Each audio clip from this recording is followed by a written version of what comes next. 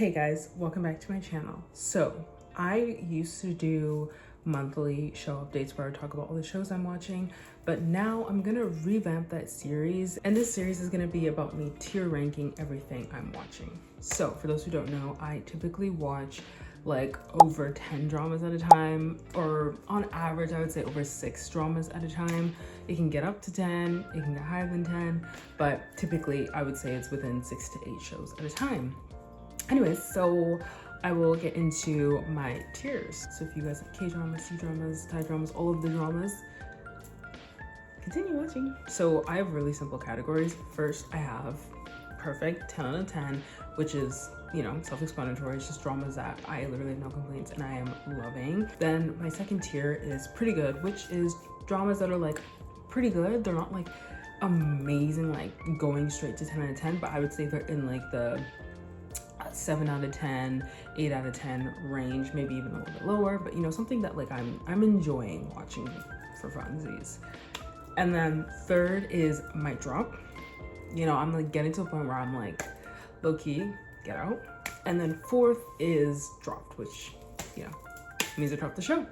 And then at the end, I will talk about shows that I just recently finished or shows that I am looking forward to. Starting off, we have Sirens Kiss. Okay, so I would put Sirens Kiss at tier 2, which is pretty good. Because I am enjoying the show. Like, I do love a good thriller romance K-drama. I'm just not really loving certain aspects of the show. Like, I guess going into it, I thought it would be a little bit more darker, a little bit more gritty, if that makes sense. A little bit more scary. It's not like super scary, but you know, just a darker feel to it, a darker tone.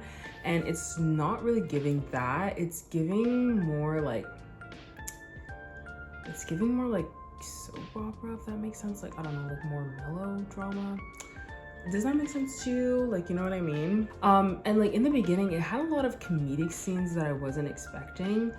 Now I would say it's kind of not giving that as much, but it definitely had that a lot in the beginning, and I was kind of like, this is not what I expected.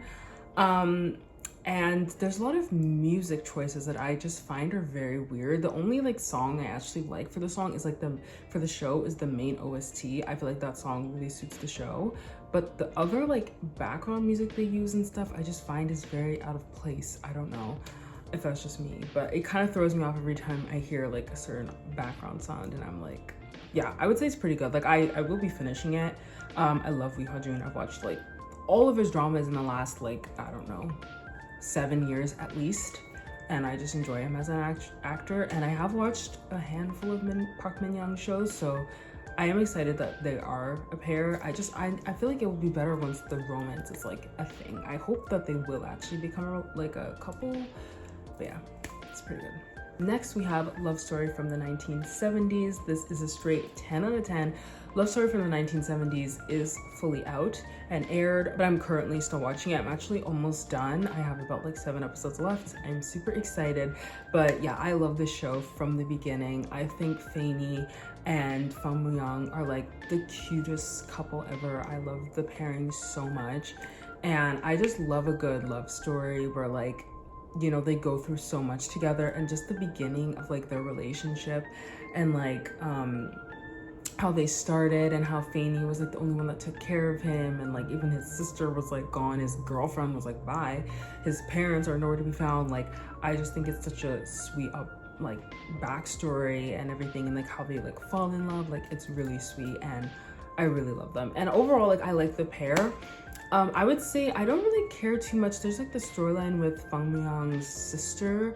I don't care too much about her relationship situation, but I do like Fanny's brother storyline, Fei-ting. I think they have a cute storyline going on. But yeah, overall, love the show. I absolutely cannot stand these two characters. Like, this one kind of got a little bit less annoying as the show went on, but this one is just like a recurring annoyance, and it's just annoying because she's like the only villain, and she just keeps, it's like the same cycle of like her finding something to like tear Fanny down, and then, or even like Fei-ting, and then the director girl like puts her in her place. She's like, wait, actually you're in the wrong, and then it does the same thing again.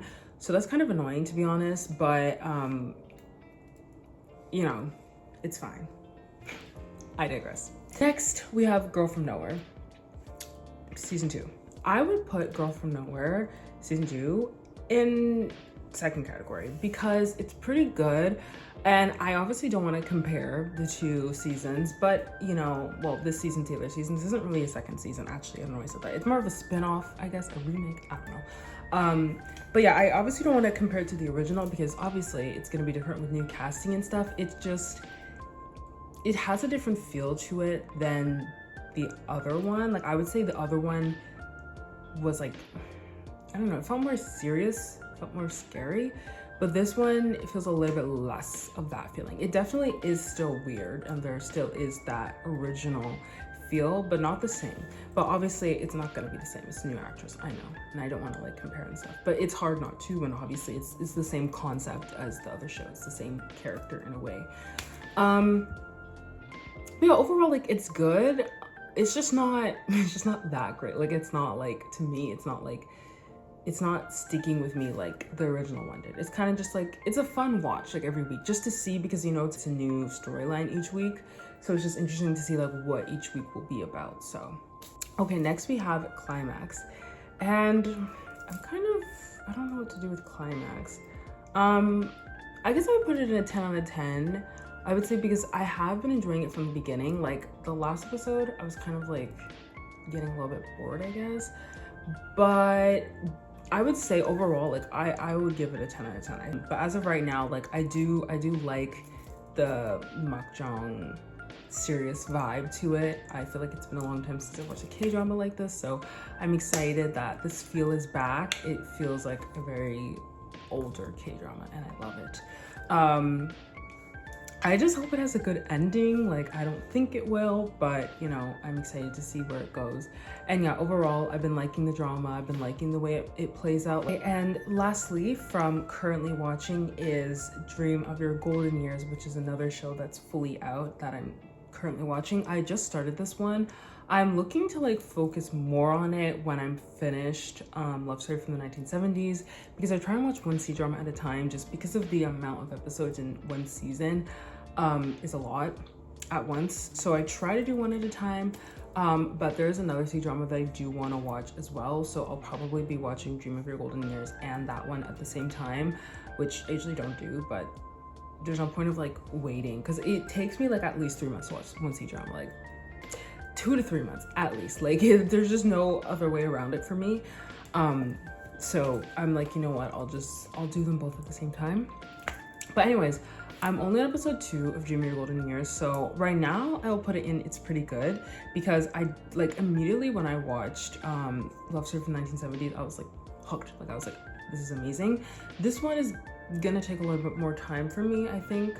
But I do like the time travel aspect. I'm a really big time travel girl. I love that storyline. We'll see the way it goes. It might go up, it might go down, who knows? But right now I'd say, yeah, like I'm liking where it's heading. Okay, now I will talk about shows that I dropped. So I recently dropped Still Shining. I tried. Guys, I tried. Okay, I love Jin Young as an idol and as an actor, and I also love Minju as an idol. I don't think I haven't seen anything with Minju in it, I think, but I think she has acted before, I don't know, but this is my first time seeing her in anything. And anyways, I'm just like, you know, I feel like I've seen a lot of K-dramas like this, and it just upsets me, where I feel like they kind of make the female lead have like, just make weird decisions. And then the guy is just like pining after her and just like waiting for her throughout all of that. And I honestly can't, like, it actually kind of bothers me. Like if you guys have seen The Interest of Love, that is what this is giving. Now, The Interest of Love was a very dark tunnel that I do not want to go back to. I just like, yeah, like I don't know, I feel like a lot of K-dramas do that, where they make the female leads make these decisions that are just like, why? And then people like kind of will go, oh, but they're like a complicated character, and it's like, I get it, but I don't think that validates your decisions, you know what I mean? Like I don't know guys, I just don't know. You know, it's either like you get that, and then for the guys, like they will just be like straight up assholes, or they will just like suck. Like I don't know, there's no between. But from the comments I've gathered, I don't think there was an extra reason behind why she did what she did. I just think she made the decision because she thought that's what was best for her. But why? So I already wasn't off to the best start with the show, and then just the way that it's progressing, and I just like whenever a new episode would come out, I would always like take like a week to watch it. So I was like, okay, you know what? I'm gonna stop right here. So I think after episode 4, I was like, I read the comments and I was like, okay, we're just gonna, so I dropped it. So yeah, okay, and upcoming K-dramas I'm looking forward to this month. Well, this is actually a movie, but I think it's called Humnit. Honestly, don't know how to pronounce it. But I just saw the trailer for it last night, and immediately it was onto my plan to watch list. I love a good thriller, drama, action, K-drama. I love it down. And there's so many familiar actors that I think the whole main cast is like actors I've seen in other projects, but so many familiar actors. I was like, okay, hands down, I'm watching it. So yeah, I'm also excited for The Perfect Crown. This one is coming out in April. I don't want to like get into upcoming April dramas until April, but I'm excited for this one. This one is giving me like classic K-drama. Like it's giving me like it's gonna be the next K-drama to blow up for the year. I mean, like, what can go wrong? It's like a royal chaebol concept with IU and Byung-woo, like top actors with those tropes. Yeah, that everyone's gonna be like, sign me up. So very excited to start that one.